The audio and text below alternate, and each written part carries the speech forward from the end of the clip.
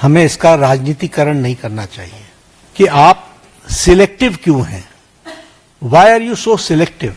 आप स्टूडेंट्स के विषयों को, डिमांड्स को लेकर के आप पॉलिटिकल माइलेज लेना चाहते हैं। मित्रों, ये जो स्टूडेंट्स की डिमांड है, जिस विषय पर उन्होंने मुद्दे उठाए हैं पेपर लीक का, सबसे पहले तो मेरा आग्रह है कि हमें इसका राजनीतिकरण नहीं करना चाहिए और इसमें से राजनीतिक लाभ लेना उचित नहीं है।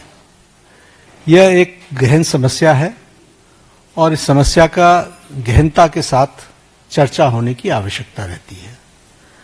मैं यहाँ यह भी कहना चाहता हूं कि आज शाम को 4 बजे भारत की संसद में विपक्ष के नेता श्रीमान राहुल गांधी जी ने एक प्रस्तुतिकरण दिया और उस प्रस्तुतिकरण में उन्होंने लगभग 150 पेपर लीक के बारे में उन्होंने चर्चा की। ये जांच का विषय है और सरकार एक जिम्मेवार सरकार है, इसलिए निश्चित रूप से हर एक बात का जवाब जांच के साथ साथ जनता के सामने, देश के सामने दूध का दूध और पानी का पानी रखेगी। लेकिन मैं ये जरूर कहना चाहता हूं कि जो सरसरी तौर पर मुझे ध्यान में आया है, जो मैंने पेन डाउन किया है, वो आपके साथ मैं जरूर चर्चा करूंगा। अगर मैं बात करूं जम्मू कश्मीर में सर्विस सिलेक्शन बोर्ड के एग्जामिनेशन में पेपर लीक हुआ, जहां पर कांग्रेस और एनसी की सरकार है, नेशनल कॉन्फ्रेंस की। उसी तरीके से Himachal Pradesh school examination board में उसमें पेपर लीक हुआ, जहां कांग्रेस की सरकार है। उसी तरीके से झारखंड में JAC में हिंदी और साइंस के पेपर लीक हुए झारखंड, जहां पर कांग्रेस और झारखंड मुक्ति मोर्चा की सरकार है। तेलंगाना में वहां पर इंटरमीडिएट के लैंग्वेज के पेपर लीक हुआ और वहां पर भी हमको मालूम है कि कांग्रेस और CPI की सपोर्टेड सरकार है।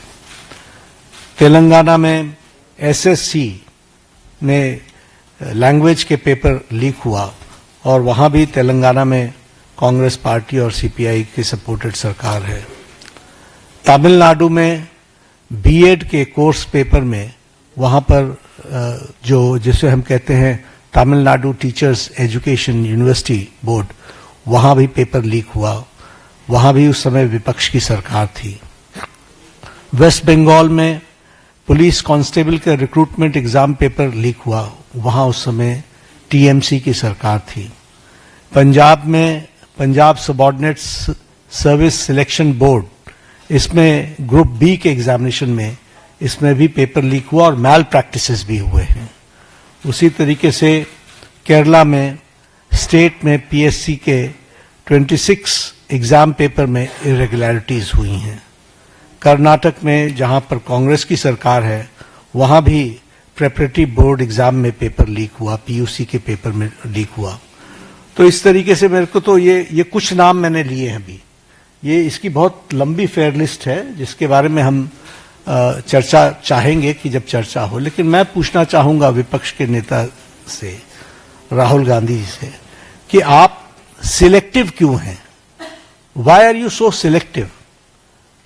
आपने यूपीए की और यूपीए के सपोर्टेड सरकारों को, जिसे हम इंडी गठबंधन कहते हैं, इंडी अलायंस कहते हैं, उनकी गवर्नमेंट्स के बारे में आपने क्यों नहीं चर्चा की? क्यों आपने अपने आप को उससे अलग रखा? यह स्पष्ट बताता है कि आपका उद्देश्य छात्रों का हित नहीं है।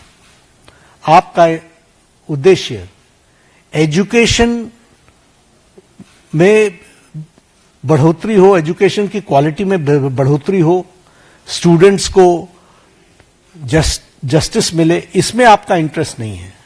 आप स्टूडेंट्स के विषयों को, डिमांड्स को लेकर के आप पॉलिटिकल माइलेज लेना चाहते हैं, राजनीतिक रोटियां सेकना चाहते हैं, जो कि दुर्भाग्यपूर्ण है। लेकिन मैं इस मोड़ पर एक बात जरूर कहना चाहूंगा कि यह समय ये नहीं है कि हमारी सरकारें, आपकी सरकारें, तुम्हारी सरकारें, इस तरीके से हम इन चीजों को विभाजित करें। ये गंभीर मसला है और जैसा मैंने आपके सामने कुछ नाम गिनाए, ये बड़ी लंबी लिस्ट है जिसमें यूपीए की सरकारें इन्वॉल्व हैं जहां पेपर लीक हुआ है। लेकिन हम आरोप प्रत्यारोप से बाहर निकल करके हमें इस पर चर्चा करनी चाहिए और चर्चा करने का जो सबसे अच्छा माध्यम है वो है सदन, वो है पार्लियामेंट। और हम चर्चा के लिए तैयार हैं। गहन चर्चा हो, गहन चर्चा के माध्यम से इसकी बारीकियों में हम जाएं।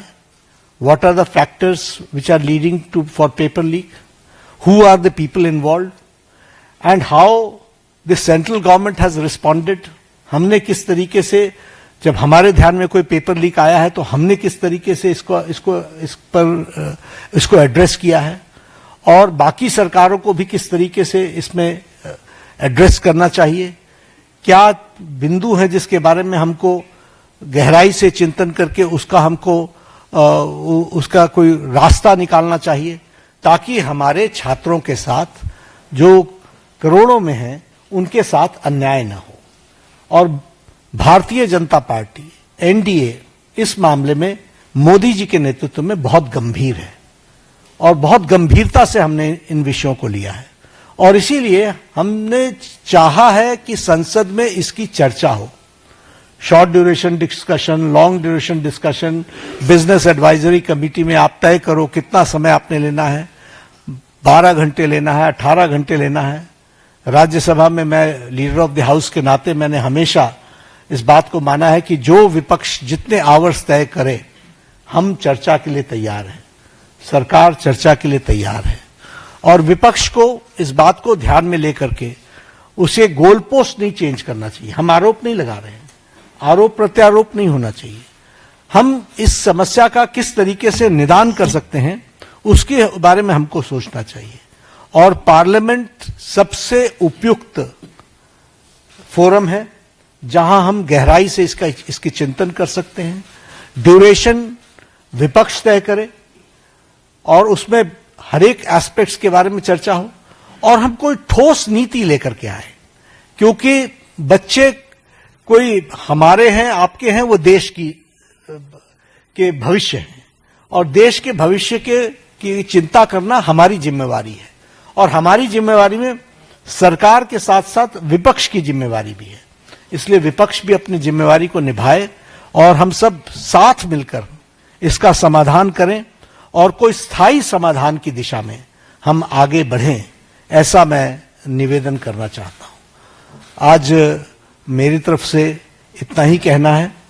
मैं फिर आपको आश्वस्त करता हूं कि मोदी जी के नेतृत्व में चलने वाली सरकार जिम्मेवार सरकार, रिस्पॉन्सिबल गवर्नमेंट, रिस्पॉन्सिव गवर्नमेंट, ये हमेशा आतुर है कि सभी बातों की संसद में चर्चा होनी चाहिए और हम चर्चा के लिए तैयार हैं। एक मिनट 2-3 सवाल ले पाएंगे, ज्यादा सवाल ले नहीं पाएंगे हम लोग। आमोद राय इसमें आपने बीजेपी के कुछ नेताओं से मुलाकात की थी और ये कहा गया था कि वार्ता बहुत सफल रही, तो वार्ता किस असर में रही? क्या आपकी आज भी कोई बातचीत हुई है? आगे क्या इस पर हो सकता है, क्या आपको लग रहा है? वार्ता बहुत सौहार्दपूर्ण वातावरण में हुई। उनकी बातें हमने बहुत शांति से सुनी। उनको मैंने ये भी कहा कि आप लिख करके देंगे तो अच्छा रहेगा। उन्होंने वो सारी बातें लिखी है। मैंने कहा मैं आपको रिस्पॉन्ड करूंगा। मैंने उनको रिस्पॉन्ड किया और मैंने उनको कहा है कि हम चर्चा के लिए तैयार हैं। आप जब कहेंगे हम चर्चा के लिए अग्रसर रहेंगे। नीरज पांडे कोई बात नहीं पूछेंगे। नीरज पांडे आज कोई चर्चा नहीं है।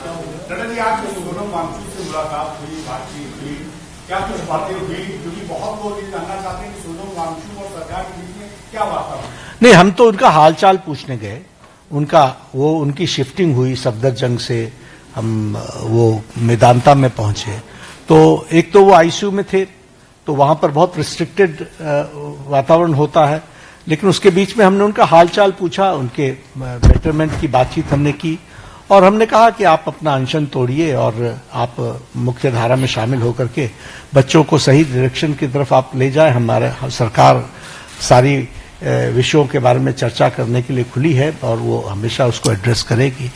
तो उन्होंने कहा ठीक है, हम इस पर आपको आई विल रिस्पॉन्ड बैक। आज उन्होंने पत्र लिखा है मुझे, ओपन लेटर लिखा है, हम उस पर जवाब देंगे, हम उस पर जवाब देंगे।